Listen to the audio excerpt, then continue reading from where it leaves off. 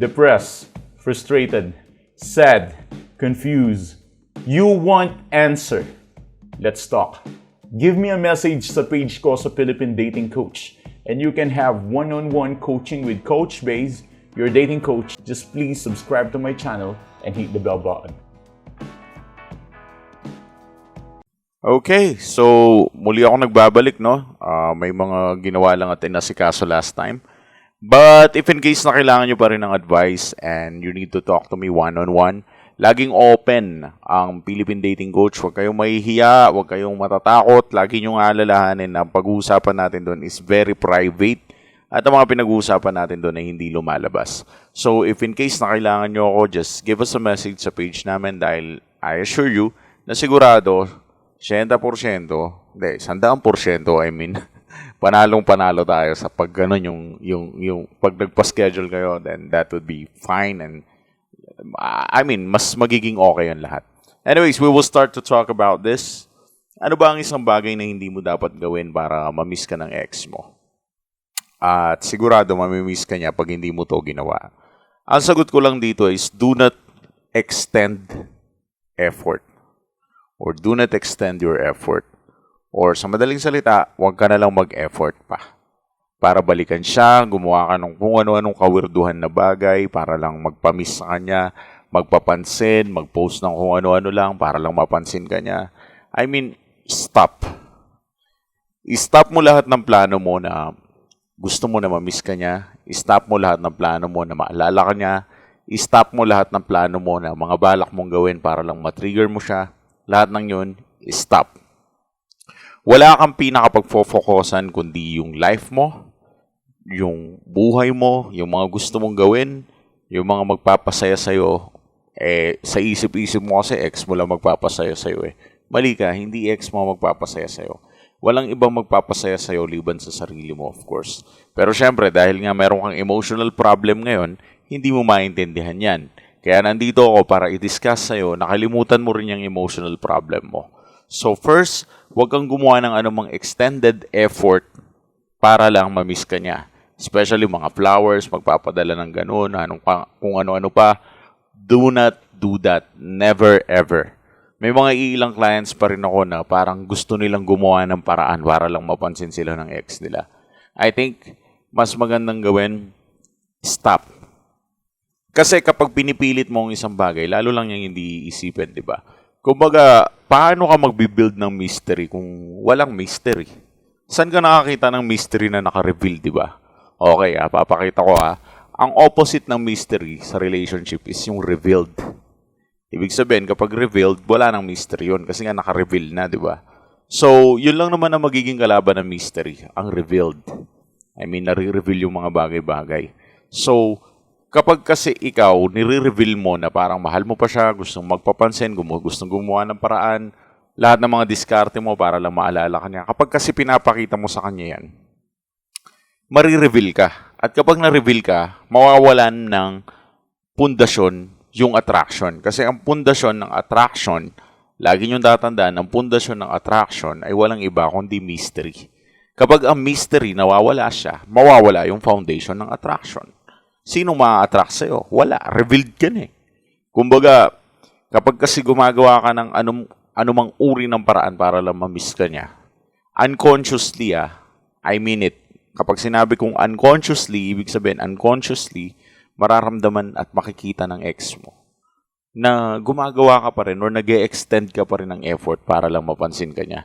And especially this one, you need to stop this. May mga iba sa inyo para lang mapansin ng ex, ang ginagawa nila, gumagawa sila ng good deeds. Ibig sabihin, gumagawa sila ng pawang kabaitan, pawang kaplastikan, para lang masabi nilang mahal sila ng ex nila. Example, yung ex mo may utang sa'yo na 50,000. Ang gagawin ngayon ng kliyente ko, ang gagawin nyo naman dahil nga yung ex nyo may utang na 50,000 para lang masabi na mabuti kayong tao, hindi nyo nasisingilin. Diba? Ganun yun eh, right? Kasi gusto nyo mapansin, gusto nyo magpakitang gilas na mabait kayo, na mabuting tao kayo. Stop that shit. Everything na pinaplano mo, stop it. Everything na gusto mong gawin, stop it. Lahat ng extended effort na balak mong gawin, pupuntahan mo yung nanay niya, pupuntahan mo siya sa birthday niya, babatiin mo pa siya, Stop those shits. Why do you need to stop lahat ng mga bagay na yan? It's so simple. Kasi hindi ka niya mamimiss kapag ikaw ang nagre-reveal sa sarili mo. At lagi mong tatandaan, hindi ka mamimiss ng ex mo without mystery. Kailangan mong magpakita ng mystery. Hindi niya dapat mapansin sa sarili niya na nagpapapansin ka lang. Hindi niya dapat mapansin sa sarili niya na nagpapakitang gilas ka lang para magmukha ka mabait. Hindi niya dapat mapansin yon sa sarili niya. Ang pinaka bagay na dapat lang niyang mapansin right now is yung wala ka. Yun yung dapat niyang malaman. Okay, ulitin ko ha. Ang bagay na pinaka dapat niyang malaman ngayong araw na to ay yung pakiramdam na wala ka. Paano ka mamimiss ng ex mo kung feel niya nandyan ka lang?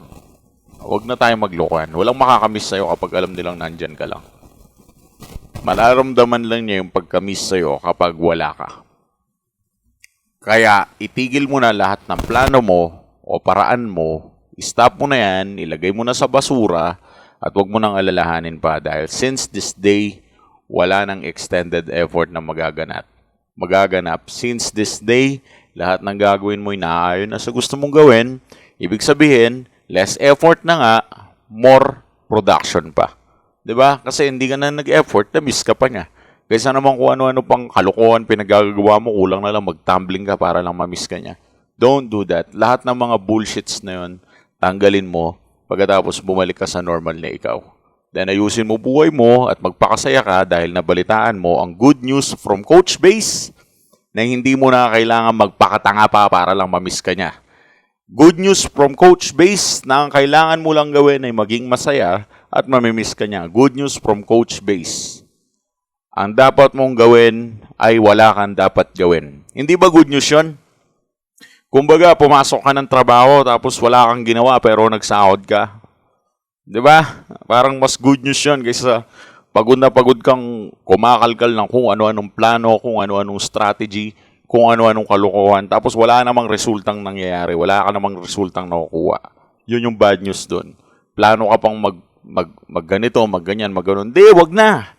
Lahat ng mga plano mo para ma-miss ka niya, tanggalin mo na lahat, ilagay mo na lahat sa trash can. So, coach, ano pinakagagawin para ma-miss ako ng ex ko? Abay, wala kang gagawin. Wag mo rin siyang kakausapin. No contact, ganun lang, lumayo ka, space, ibigay mo yung gusto niya na paglayo, wag muna kayo mag-usap, magpakalayo-layo ka muna, ilayo mo muna ang presensya mo para hindi ka niya maramdaman. And for that reason, sa ayaw mo at sa gusto, mamimiss ka niya. Simple lang. Kasi wala ka. Diba? Wala ka eh. Wala ka sa tabi niya, wala kang oras sa kanya, wala kang panahon sa kanya, wala kang nararamdaman sa kanya. Hindi mo siya nafe-feel. At dahil hindi mo siya nafe-feel, make sure hindi ka rin niya mafe-feel. At doon magsisimulang mag-increase ang attraction ulit. Dahil doon sa panahon na nawala ka, yun naman yung panahon na hinahanap-hanap ka niya. Anyways, I think para mas mapalawak pa ang kaalaman mo regarding breakups, so just give us a message sa page namin, Philippine Dating Coach. Thanks for watching.